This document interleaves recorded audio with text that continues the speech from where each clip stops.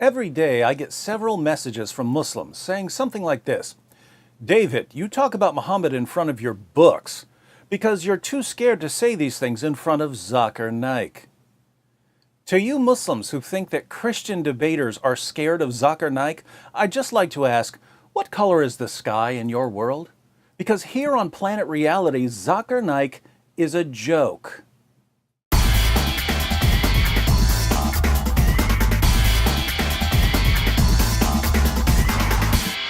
Zakir Naik is a joke, and I'm not saying that because I disagree with him. I'm saying it because he's a complete joke. Let me give you 3 quick reasons. First, Zakir Naik portrays himself as a champion debater, but he's never faced one actual Christian debater in his entire career. Compare Naik with someone like Shabir Ali. Shabir Ali has debated William Lane Craig multiple times. He's debated James White multiple times. He's debated Jay Smith multiple times. He's debated Mike Lacona multiple times. He's debated Tony Costa multiple times. He's debated me multiple times. He's debated Sam Shimon and Samuel Green and Jonathan McClatchy and Nabil Qureshi. Shabir Ali obviously isn't scared to face experienced Christian debaters. Look up Zakir Naik's debates and you'll find that he's debated a handful of people you've never heard of. The only person Zakir Naik has ever debated that I've even heard of was William Campbell, and William Campbell wasn't a debater, he was a writer. Naik knew he wasn't a debater, that's why he agreed to debate him. Naik only agrees to face people who either have no debate experience or know nothing about Islam. Those of us who debate regularly and who deal with Islam regularly, Naik won't come near us. And we've been challenging him for years. Here's a debate challenge we sent him nearly 8 years ago. I've challenged him to debate, James White has challenged him to debate, Sam Shimon has challenged him to debate, Nabil Qureshi has challenged him to debate. And do you know what he says when we challenge him to debate? He says, you have to guarantee that you will show up to the debate with 10,000 people. Now, that's a strange demand. If you look at Zakir Naik's other debates with Christians, they didn't have to bring 10,000 people to the debate. In the 2 Zakir Naik debates I've clicked on, there were only a couple hundred people in the audience. Why did Zakir Naik debate them? I was recently watching one of Naik's Q&A sessions, and a Christian woman was at the mic, and Zakir Naik said that if she wanted to debate, they could set up a debate. Ask your question in 2 or 3 sentences. If it is more than 2 or 3 sentences, yes, it becomes a lecture. What? If you want to have a lecture, yes, sure. If you want to have a debate also, we can arrange. Can you? Okay. You can come to Bombay. Right. No, it's not Bombay. I'm in the Gambia. Why was Zakir Naik trying to set up a debate with a random woman who stepped up to a mic at a Q&A session? By the way, right after he challenged her to debate, he changed his mind and said that he refuses to debate women. Then he said that he would be happy to debate a religious scholar, but once again, Naik didn't say anything about bringing 10,000 people to the debate.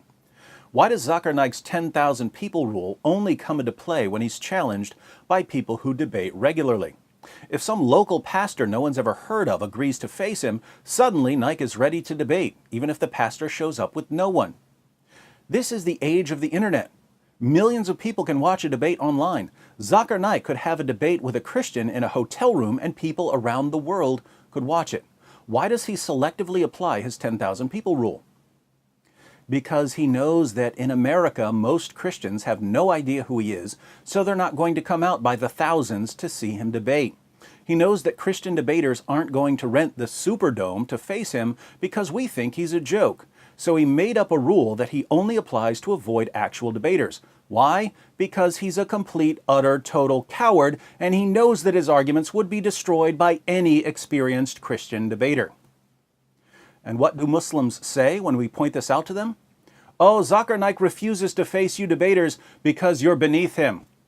Wait, all of the actual debaters are beneath him, but the people he's debated, most of whom no one's ever heard of, they were important enough for him to face? How would we know who's beneath Zakir Naik if he's never once stood on stage with an experienced debater? How would we know? Naik is like a guy who walks outside his house, punches someone in the face, and declares that he's the heavyweight boxing champion of the world without ever facing any actual boxers. It's pathetic. What's even more pathetic is that Naik's followers are so gullible they think he's a serious debater. There are serious debaters in the world. Naik isn't one of them. Second, Zakir Naik's ministry pays people to convert to Islam. The Hindustan Times reports The special branch of the Mumbai police claims that controversial Islamic preacher Zakir Naik and his non-profit Islamic Research Foundation have illegally converted around 800 people to Islam by paying them using funds received from abroad. The allegation, if proved, could spell more trouble for Naik, who is being investigated for his fiery speeches and alleged extremist links. Mumbai police found that Naik's organization paid converts 50,000 rupees, some of which came from Saudi Arabia. Members of the organization would then radicalize converts and convince them to join ISIS. For you Muslims who are thinking to yourself, no, Zakir Naik would never do such a thing, you should probably study the Quran and the life of your prophet, because Muhammad himself paid people to convert to Islam.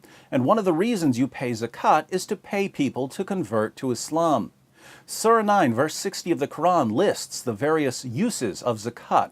One of the uses is to attract the hearts of those who have been inclined towards Islam. What does it mean to use zakat funds to attract people's hearts? Muhammad shows us exactly what it means.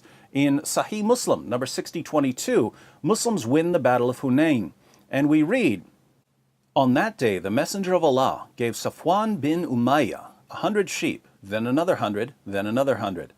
Ibn Shahab said, Sa'id bin al-Musayyab told me that Safwan said, by Allah, the Messenger of Allah gave me what he gave me, and he was the most hated of people to me.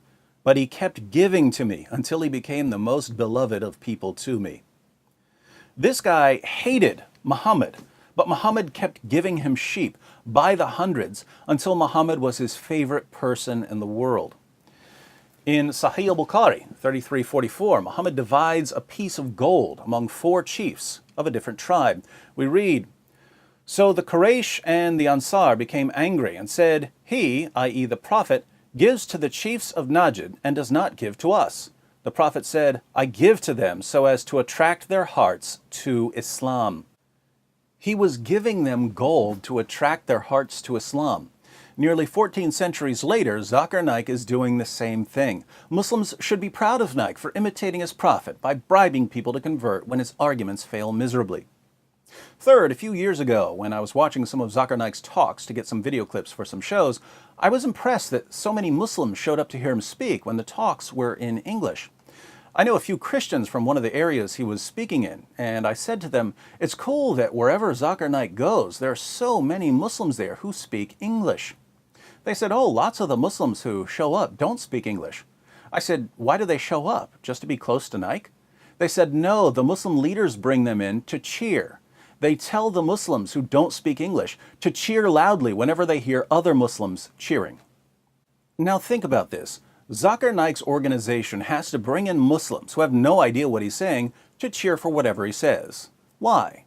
Because they understand that many Muslims, and even some non-Muslims, don't know enough about what he's saying to know if his arguments are good or bad. But if enough people are cheering for what he says, gullible audience members will assume that he must be right. So Naik's organization loads the audience with people who cheer for him no matter what he says, because the cheering has a psychological impact on gullible audience members. This is the Islamic version of a laugh track for a comedian who isn't funny. And let's face it, a laugh track would be much more appropriate for a Zakir Naik lecture than for a comedian. Putting all of this together, many Muslims regard Zakir Naik as their best debater and top apologist. Who is Zakir Naik? He's someone who pretends to be a champion debater even though he's a complete coward who instantly backs down from every single experienced Christian debater who challenges him. He's someone who pays people to convert to Islam just as his prophet paid people to convert to Islam. And he has to bring in cheerleaders to tell his fans when to cheer even though they have no clue what he's saying, all so he can trick ignorant, naive, easily manipulated audience members into thinking that he's presented a serious case for Islam. Zakir Naik is a joke. He's always been a joke. He'll always be a joke. If this is, as many Muslims claim, the best apologist Islam has to offer out of 1.6 billion Muslims in the world, what does this tell us about Islam? Of course, there's much more we could say about Zakir Naik. If you'd like to know more about why he backs down from debaters, click on this video by Nabil Qureshi, where Nabil examines just 5 minutes of a Zakir Naik lecture and finds 25 mistakes. You heard me correctly. Over a 5-minute period, Zakir Naik averages 1 mistake every 12 seconds. Fortunately for Naik, he's speaking to people who don't know any better and who don't bother to question or challenge him. But they keep cheering anyway, along with all the Muslims who don't even know what he's saying. Welcome to Islam, the only religion that would want someone like Zakir Naik as its champion.